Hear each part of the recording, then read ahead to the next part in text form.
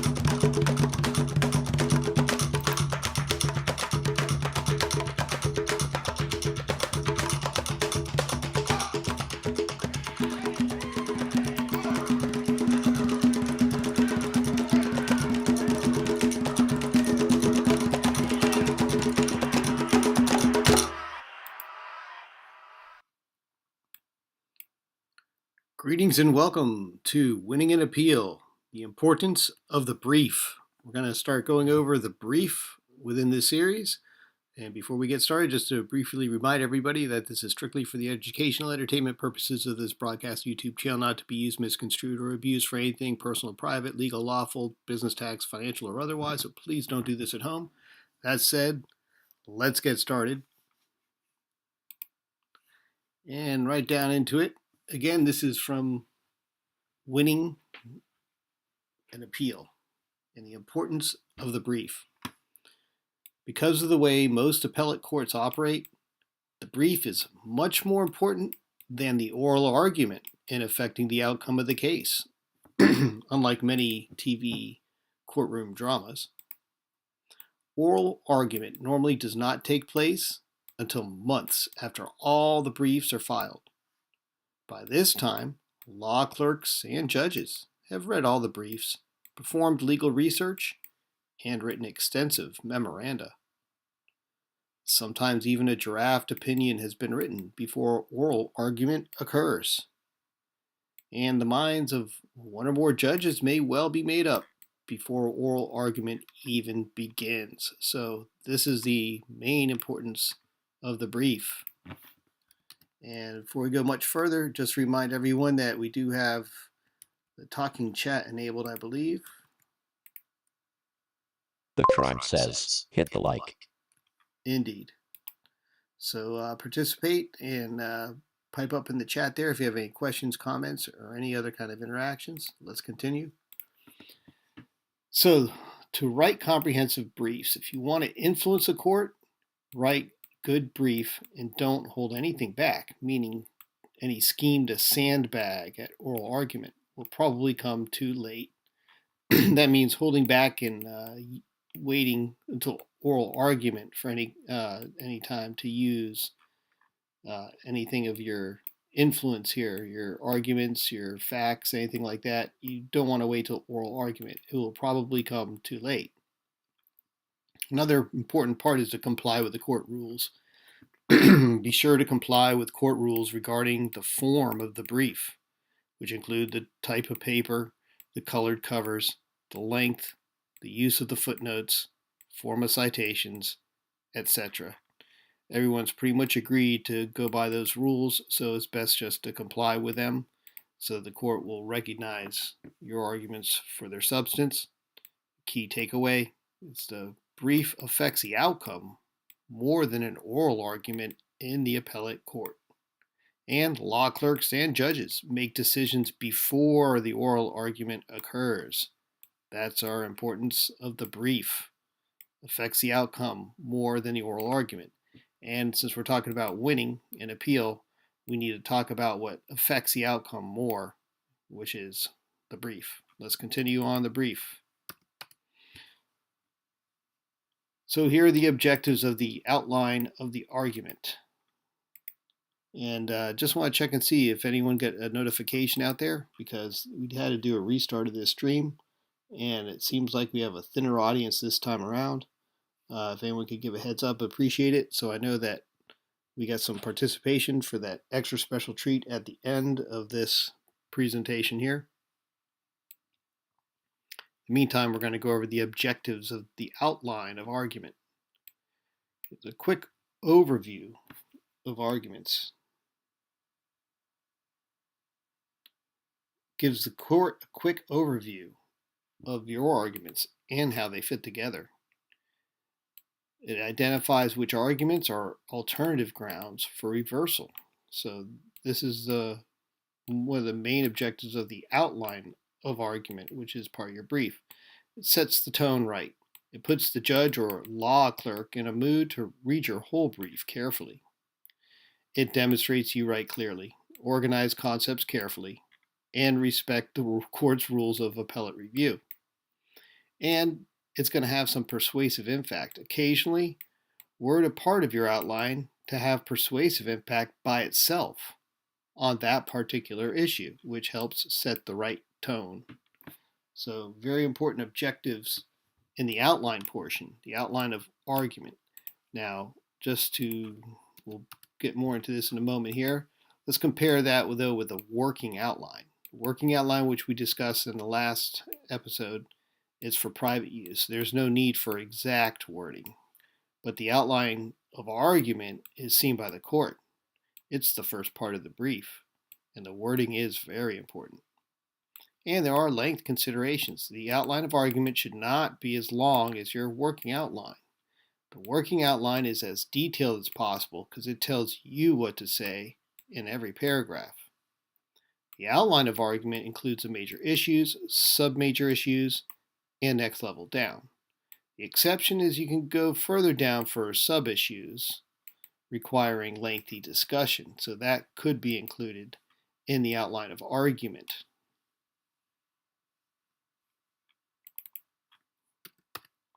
All right, careful wording is important. All right, just shouting out there to see if we do have anyone in the chat here. It seems like there's not too many people here in the room. I'm not too sure if anyone is watching. If I get a heads up, I'd appreciate it. Otherwise, I will restart the stream just to make sure we get as many people in here as we can. And we do have talking chat enabled, so go ahead and let's see here.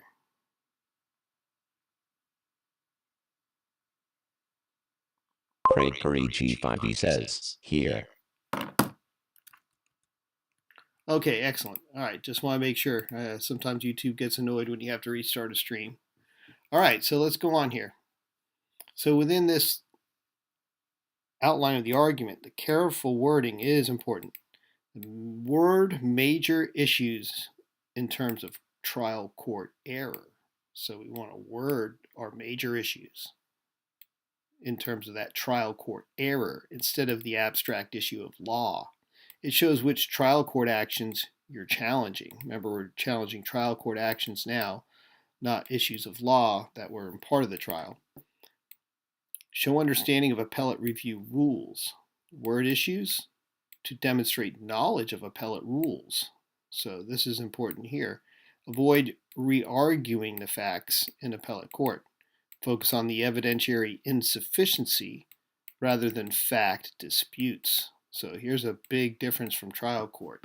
You're not disputing facts and arguing. Its focus is on evidentiary insufficiency. And of course that reversal. And complete sentence headings for clarity. So each heading and subheading should be a complete sentence. That enhances both clarity and persuasiveness. So complete sentence headings for clarity. So we're getting down to the nitty-gritty of that form. Let's continue here with our careful wording examples. Here's some incorrect wording. Example 1. 1. This is Roman numeral 1, the outline of argument. Contributory negligence is no defense to an intentional tort.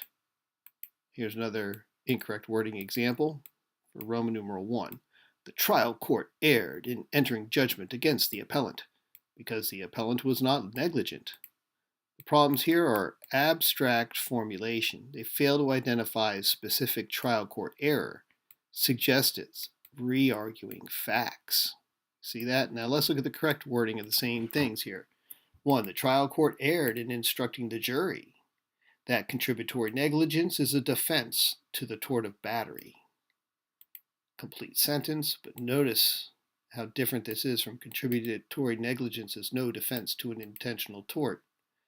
But the trial court erred in instructing the jury. That's the error of the trial court, of instructing the jury that the contributory negligence is a defense to the tort of battery. And here for a second example, the correct wording would be the trial court erred in entering judgment on the verdict because there was no substantial evidence that appellant was negligent. Instead of saying the trial court erred in entering judgment against the appellant because the appellant was not negligent. So here we're saying because there was no substantial evidence that the appellant was negligent.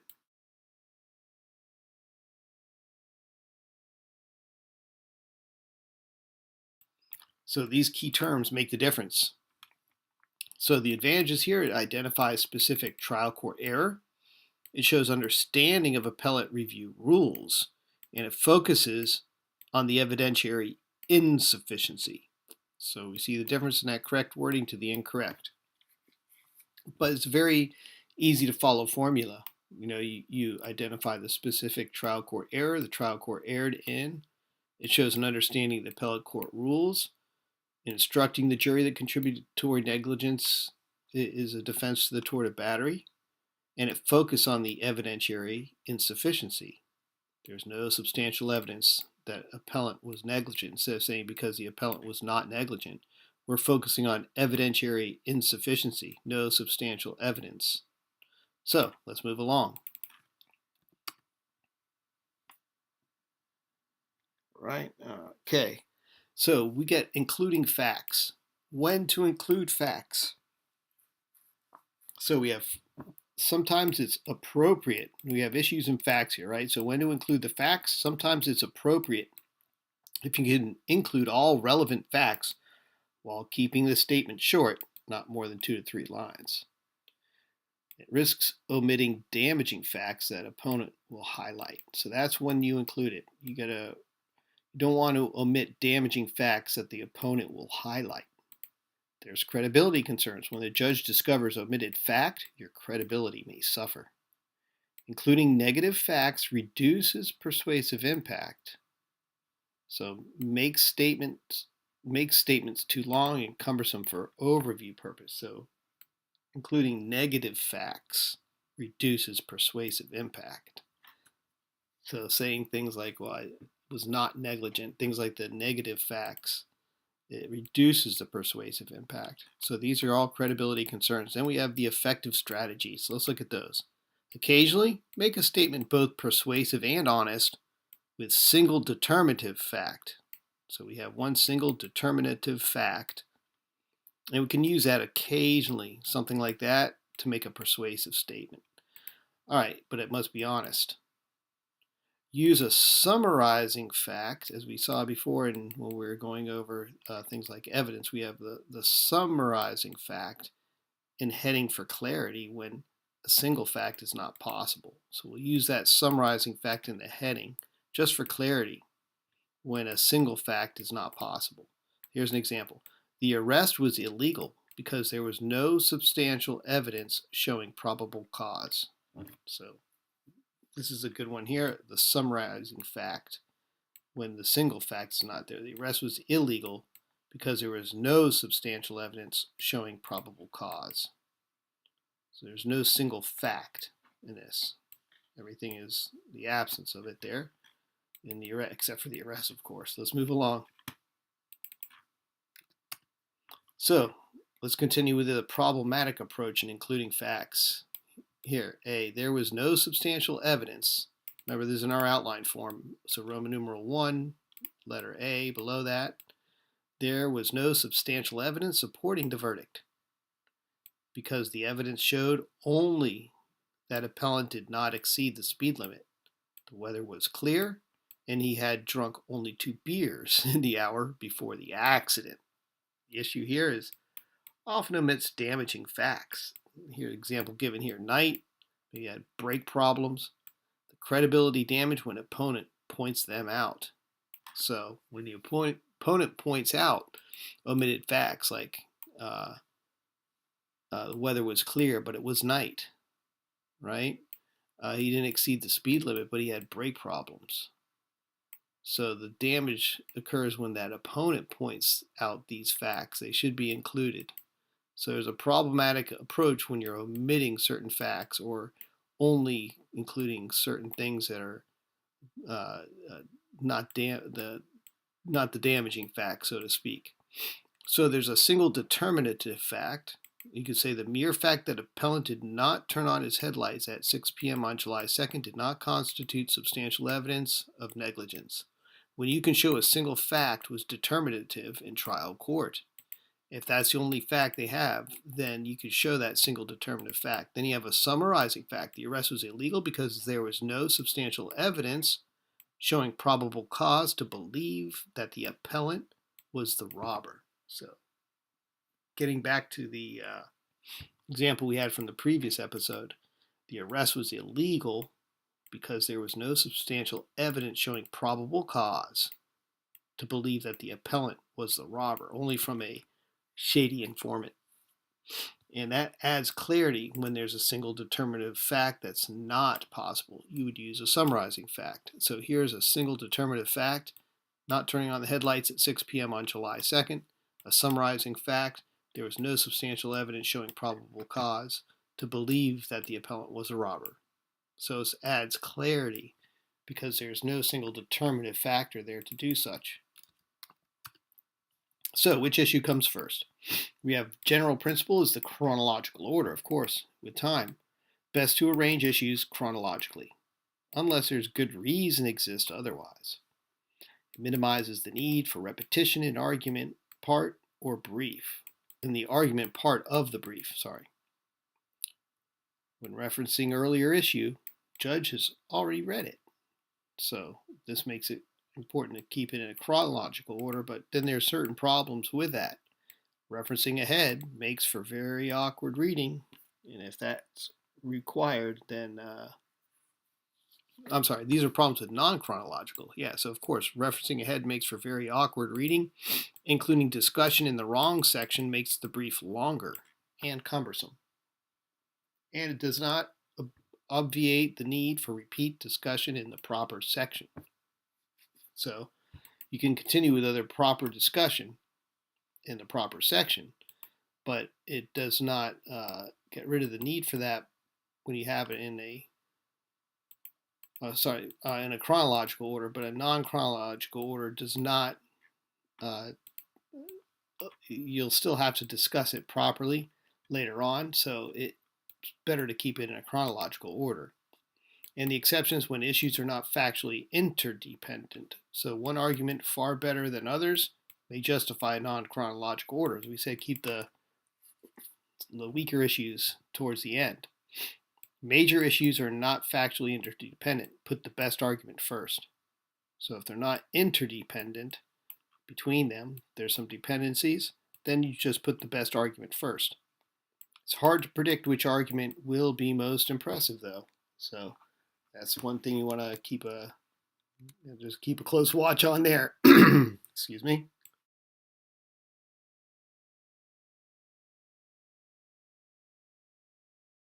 Let's proceed.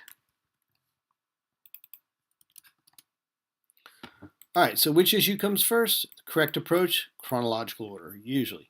Here's the issue 1, arrest.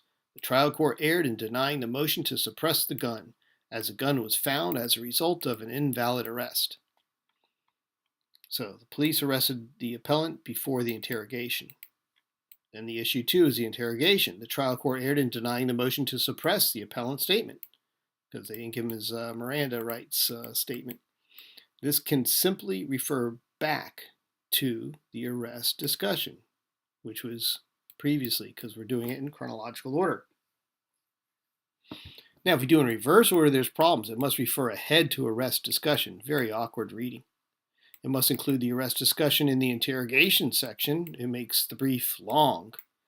It still needs to repeat the discussion in the arrest section. It doesn't eliminate repetition. So it makes it longer, and it still doesn't save anything. So here's the strategic considerations that some esquires fear the judge might assume a weak appeal if the first argument isn't compelling. It's often hard to predict which argument will be most impressive. And non-chronological order can lead to cumbersome brief. So these are our strategic considerations when thinking about the order and which issues come first. All right. Anyone still here? I just want to remind you all that I believe we do have the talking chat enabled here. The crime says, hit the like. Indeed. So if you have anything to add in here or to ask or to just any kind of details or clarification, feel free to pipe up. Let's proceed. So don't subdivide an issue into one sub-issue. The purpose of subdividing issues. You break up issues into shorter sections that are just easier to reader to digest. You enhance the organization and the readability of the brief. A common mistake is a single subheading. If you have only one subheading, you are not subdividing. Your subheading serves no purpose. It may confuse the reader. So under the Roman numeral 1, you'd want A and B, not just an A. The correct approach, incorporate into the main heading. If you write single subheading with no others, incorporate it into the main heading. The resulting heading will have no subheadings under it. It maintains a clarity and serves organizational purpose. So keeping it clean. So don't subdivide an issue into one sub-issue. Here's some examples. Incorrect, a single subheading. 1. Main issue. Denial of the motion suppresses the gun was reversible error, as the gun was found as result of an invalid arrest. Then a subheading single. The arrest was invalid because there was no probable cause to arrest appellant. Now this makes no sense. You're not subdividing. The subheading serves no purpose and may confuse the reader. So this is a key consideration right there.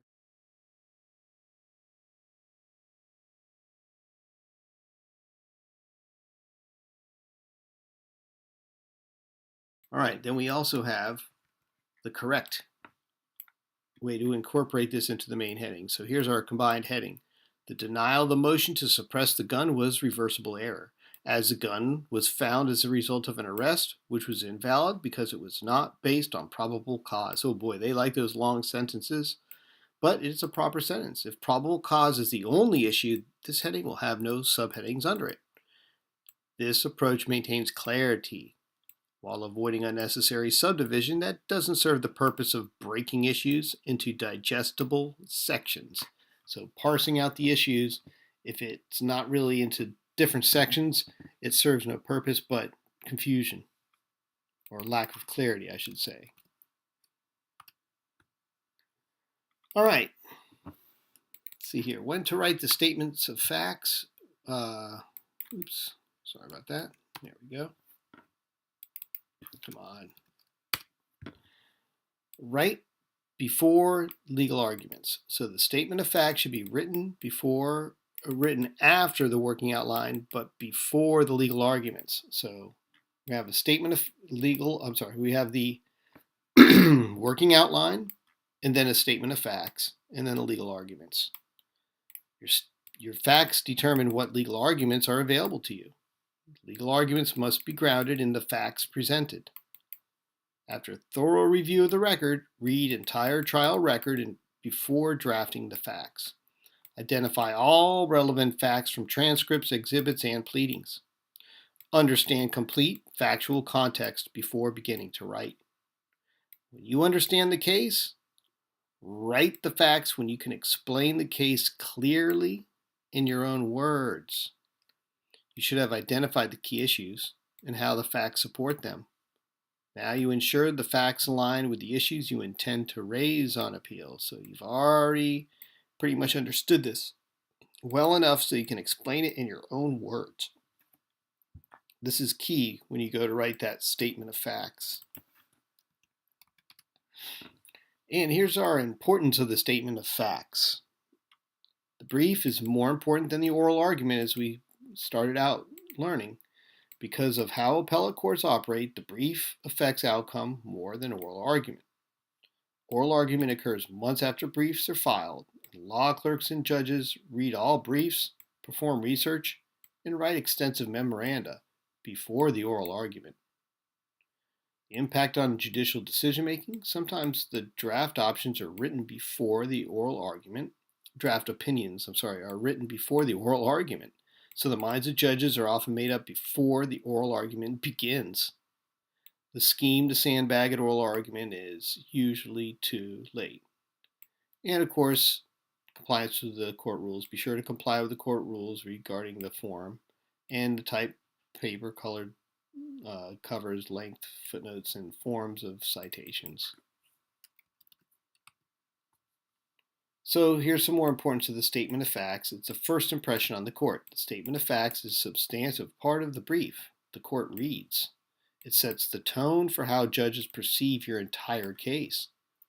It also establishes credibility with the court from the outset. It also becomes a foundation for the legal arguments. It provides the factual basis for your legal arguments. The facts must support and align with issues you raise. Inconsistent facts undermine your legal positions. So that statement of facts is very important to support those legal positions. And distinguishing trial versus appellate practice. In trial court, there's sketchy memorandum acceptable if you can argue orally. So you see this in a trial court, but in appellate court, you must hold nothing back in the brief. Write a good brief and influence the court before oral argument. So, when do you write the statement of facts? Well, you write it before the legal arguments. The statement of facts should be written after the working outline, before the legal arguments. We already read this one here. After thorough review, and when you understand the case, write the facts. We already read this slide. Why is it in there twice? Let's move along.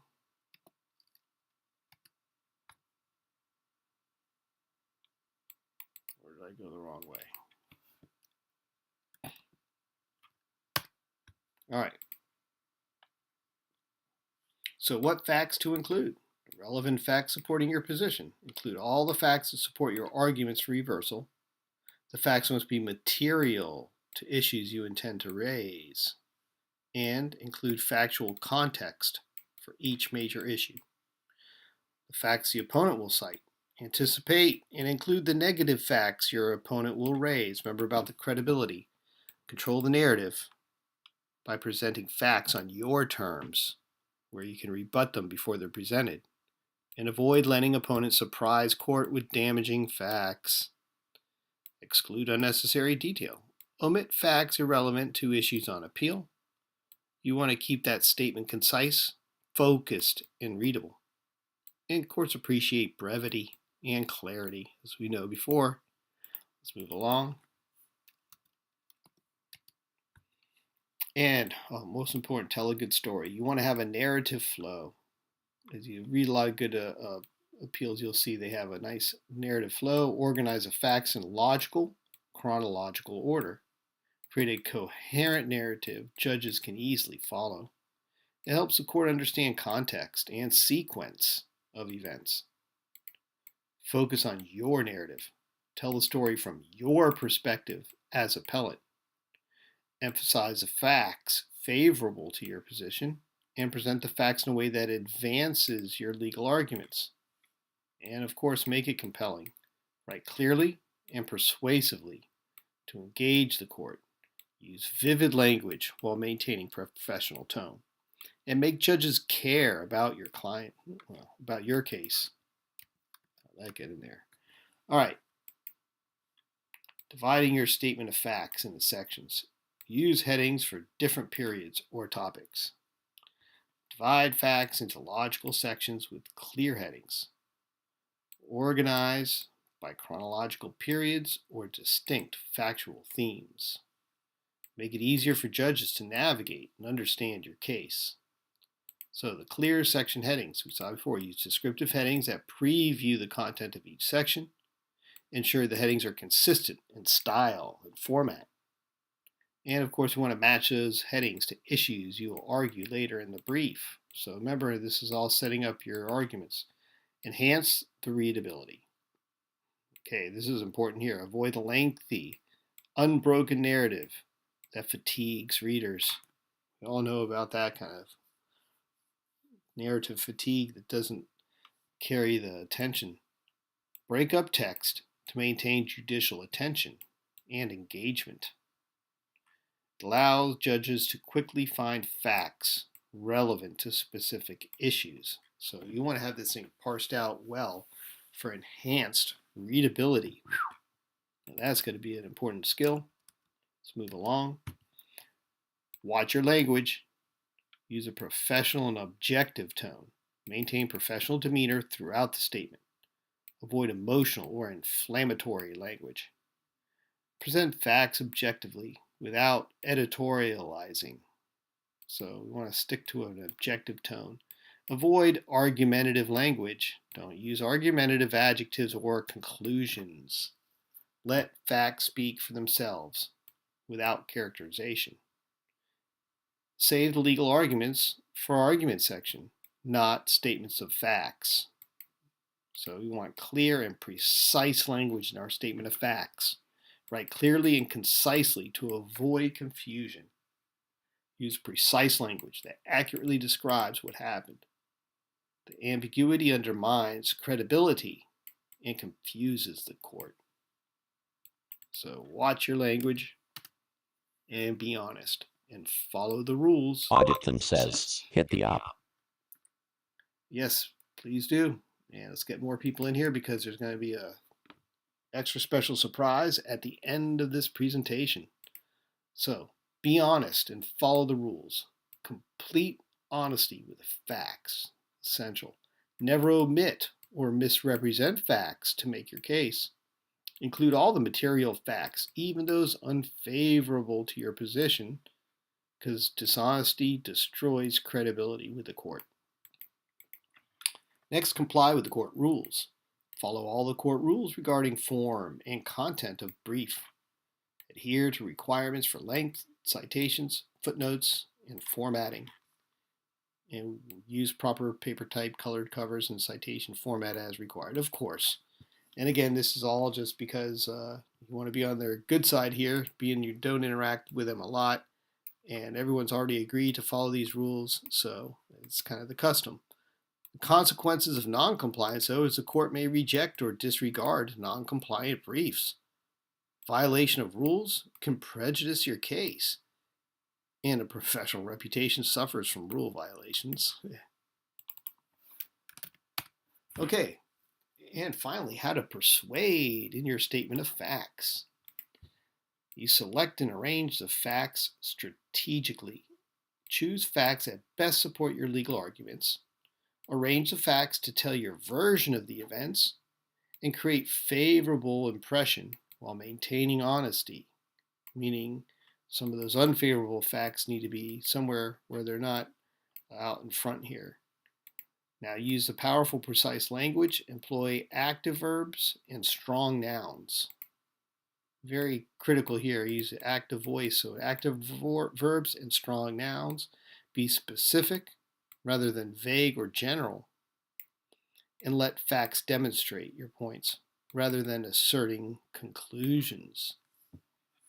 So that's the judge's job, to come up with those conclusions. You just want to let the facts demonstrate your points for them to draw those conclusions in your favor. Make the court care about your case. Humanize the parties when appropriate.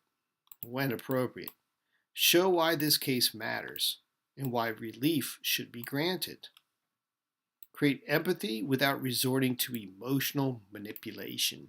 So Sticking with that honesty, these are key ways to persuade in your statement of facts. And we're just talking about in the statement of facts, not yet in the argument, but we want to humanize the parties when appropriate, show why the case matters and why relief should be granted. This creates the empathy without resorting to emotional manipulation. Of course, using powerful and precise language and arranging the facts strategically. So again, you keep the weaker arguments towards the end, the strongest arguments up front prominently. Let's move along, which brings us to our conclusion here. So, regarding that outline in your statement of facts, we want to be able to write comprehensive briefs. The brief is more important than oral argument in affecting the outcome of your case. You want to craft effective outlines, careful wording, and strategic arrangement of issues.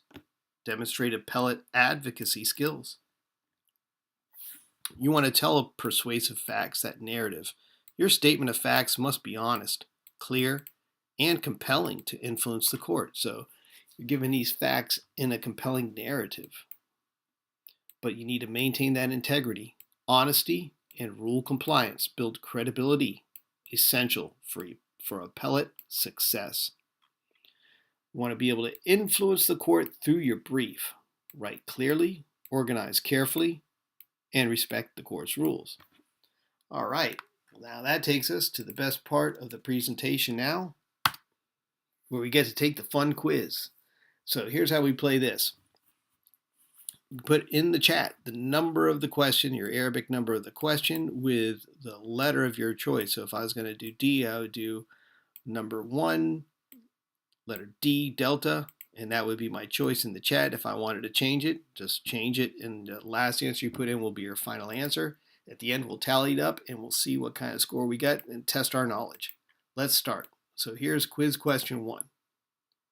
Why are briefs more important than oral argument in appellate court? A, oral argument is rarely permitted in appellate proceedings. B, judges have already read and analyzed the briefs before oral argument. C, briefs can be longer and more detailed than oral presentations. Or D, attorneys are more skilled at writing than oral advocacy.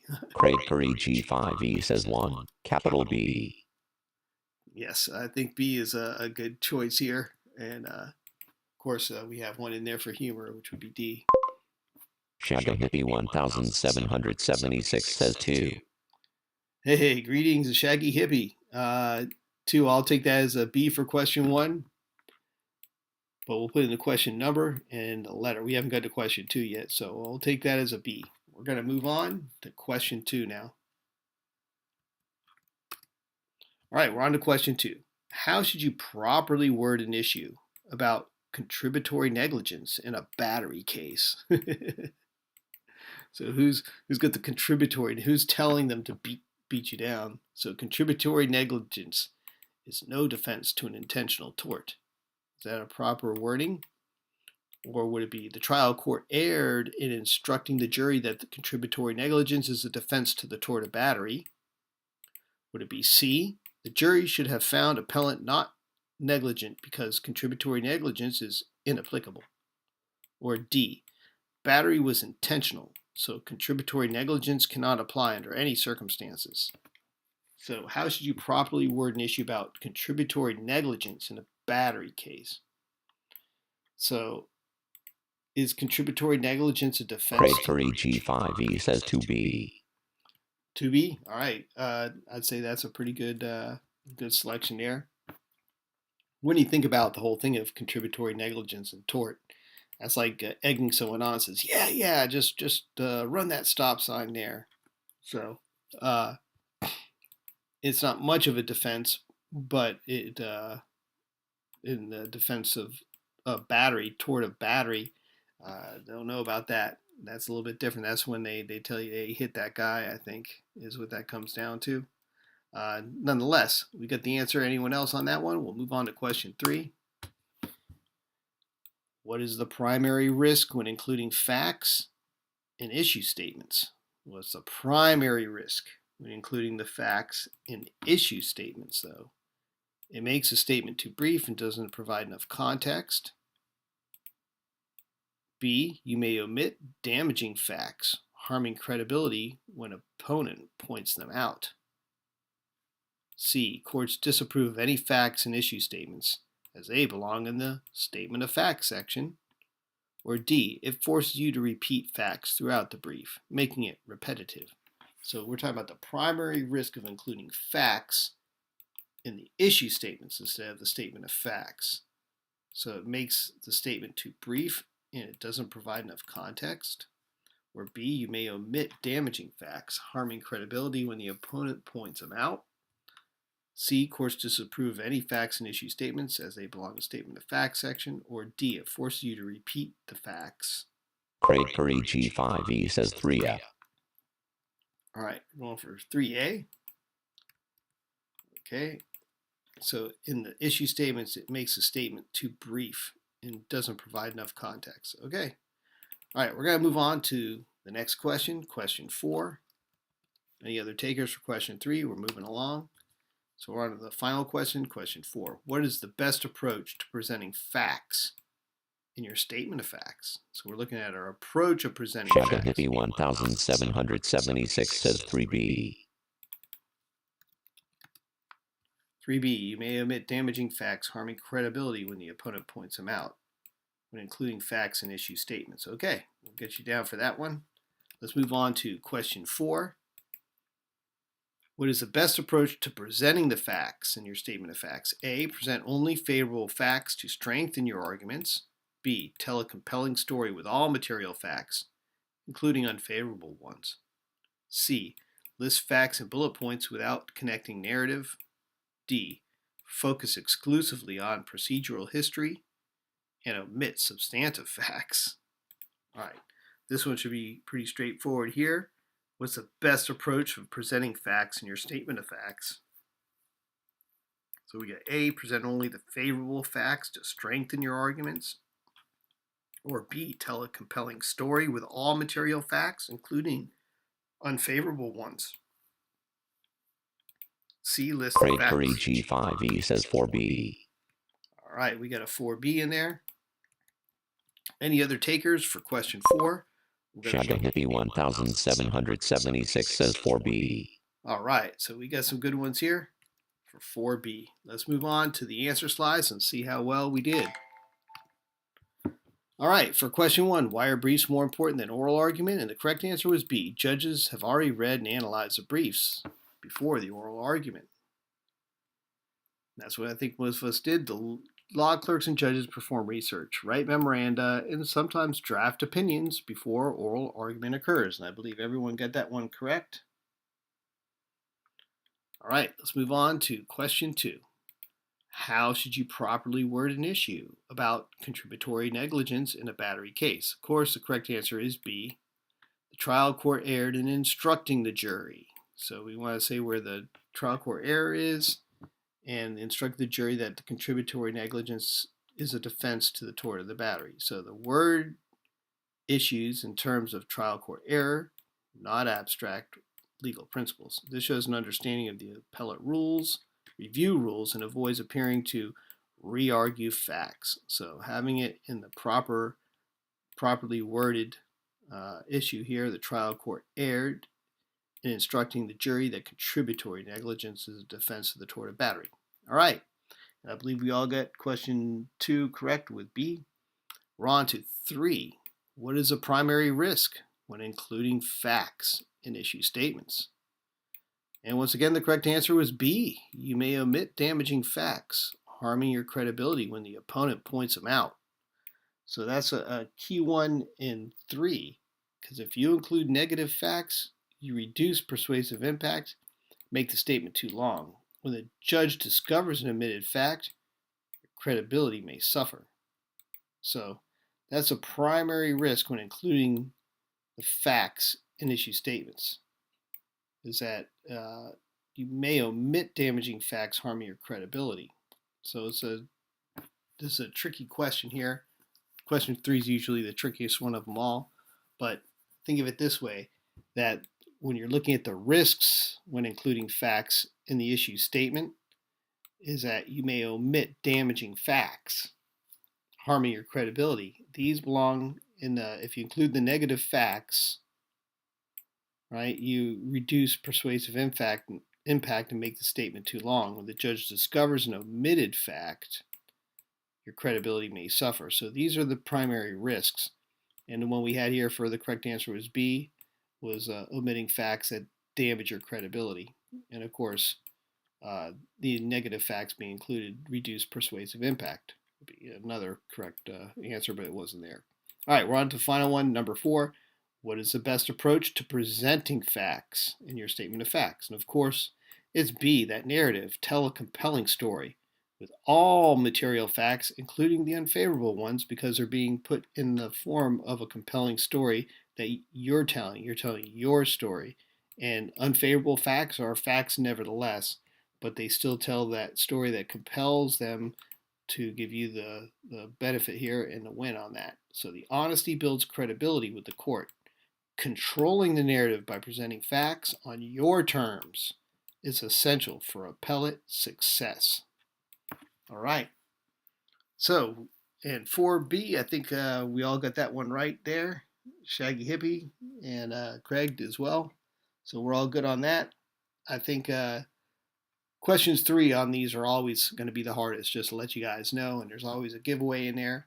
But I hope these all get you to think, because that's what they're all designed to do. And again, we're looking at some graduate level course books here that we're using, and some that I've personally curated because of just the accessibility and the way they're so comprehensive and timeless in so many ways. This one's actually from the 80s, I think, when they really stopped teaching. Shortly after that, I don't think they taught law in quite the same way. Well, with that said, I salute to you all for being here. It takes us to the end of the presentation. I hope you all learned a lot about the importance of the brief here as we go on our journey here learning about winning an appeal. And with that said, I hope to see you all in the next one. I'm going to keep this marathon going as long as we can. In the next few days, we should be through this entire text. So salute to you all, and I hope to see you all on the next one as well. And congratulations on going through the quiz. Everyone was doing extra well. I think next time we shall be able to get 100%. So let's go for it, and I'll see you there. Peace out.